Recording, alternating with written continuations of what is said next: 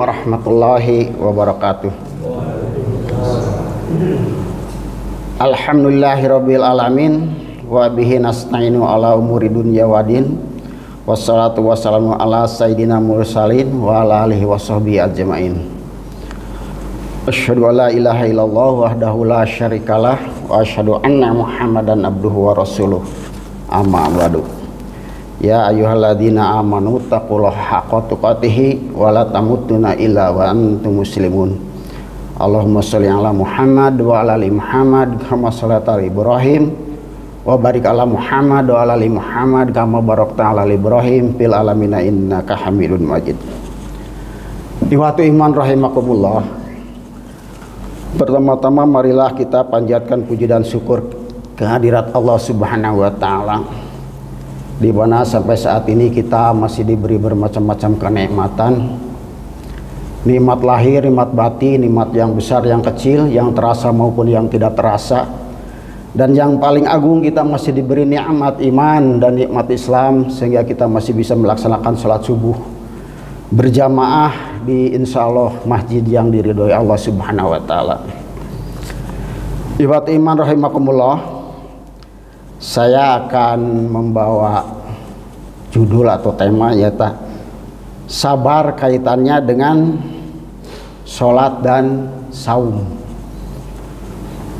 Sabar, kata-kata sabar itu gampang diucapkan, tapi susah dilaksanakan, susah diamalkan. Seperti di dalam Al-Quran surat Al-Baqarah ayat 45, firman Allah, a'udzubillahi minasyaitonirrajim, wasta'inu bisabri wassalah wa innaha la kabiratun illa 'ala khashiin. Kata Allah, jadikanlah sabar dan sholat sebagai penolongmu.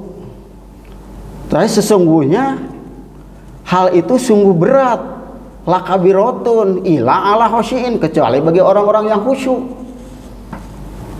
Orang yang khusyuk yang bagaimana? Kalau di sini dikatakan orang yang khusyuk, diteruskan di dalam ayat seterusnya, yaitu ayat yang ke-46-nya. Tadi ayat ke-45 ya, Al-Baqarah, sekarang ayat 46-nya. Alladzina yadununa anahum mulaqur rabbihim wa anahum ilaihi rajiun. Kata Allah, yaitu orang yang khusyuk itu orang yang meyakini akan menemui Tuhannya dan meyakini akan kembali kepada ilahi, kepada Allah. Itu orang yang khusyuk kalau menurut global ini, ayat ini. Nah sekarang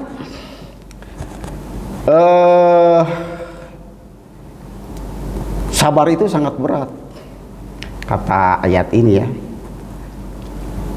Kata Ibnu Abi Hatim yang sanadnya berantai atau ya berantai sampai kepada Umar ibn Khattab, beliau berkata, sabar itu ada dua. Pertama, sabar ketika kita mendapat musibah, itu baik, kata beliau. Yang kedua adalah sabar tidak melakukan pekerjaan yang diharamkan oleh Allah. Itu makanya susah sabar itu, harus begitu untuk mendapatkan ridho Allah. Tuh. Dan sabar yang kedua itu kata beliau itu lebih baik dari sabar yang pertama. Kenapa? Karena begini, kalau sabar yang pertama itu kan hanya menyangkut diri sendiri. Misalnya contohlah kita sakit, seseorang sakit, bukan kita ya, seseorang sakit, kan itu harus sabar. Jangan ngeras gula lah kalau bahasa Sunda nama, jangan aral gitu. Tapi kalau sakit itu harusnya zikir, sabar. Tapi untuk diri sendiri kan kebaikannya. Tapi kalau yang kedua tadi adalah sabar tidak melakukan pekerjaan yang dilarang oleh Allah. Nah itu mah untuk selain untuk sendiri juga untuk Bani Adam, untuk semua manusia.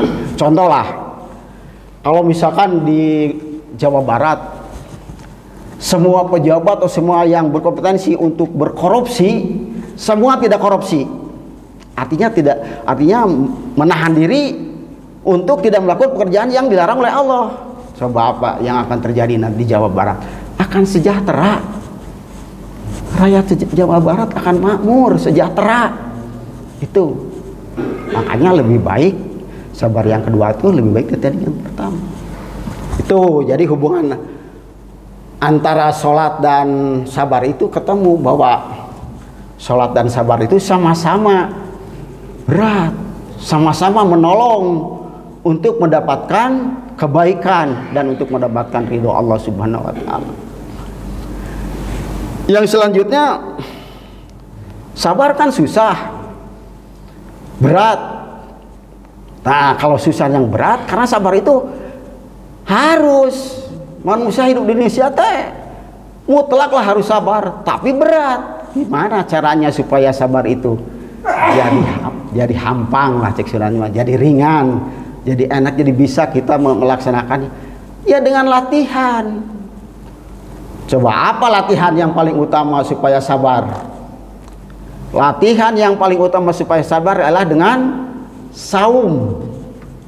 Coba aja kita kalau sedang saum, kita ada waktu siang makanan yang zatnya itu halal dan diperolehnya juga halal, tapi katanya kita menahan diri, sabar. Kita punya suami istri, kalau siang kan menahan diri, tidak melakukan misalkan seksualan masa patemon atau melakukan hubungan intim. Atau kita sedang saum, kalau sedang saum, tidak udah sedang saum ya selamanya kita tidak boleh gibah, misalnya sabar. Itu selamanya, kalau tidak boleh gibah, tidak boleh ropas, itu samanya, jangan waktu saum saja. Itu jadi hubungan antara sabar dengan saum ya tadi. Itulah saya udah sampaikan bahwa sabar hubungannya dengan sholat tadi sudah saya katakan, sampai dengan saum juga ada.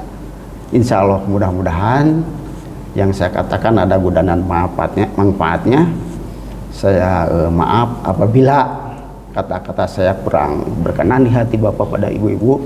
Yang benarnya itu mutlak datang dari Allah Subhanahu wa Ta'ala, dan yang salahnya dari saya sendiri. Dan selanjutnya mari kita berdoa agar saudara-saudara kita yang sedang sakit itu diambil penyakitnya oleh Allah, dan penyakitnya itu menjadi kifarat kepada dosa-dosanya.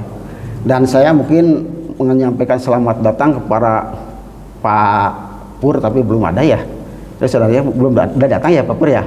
Ya mudah-mudahan beliau dan keluarganya menjadi umroh mabrur.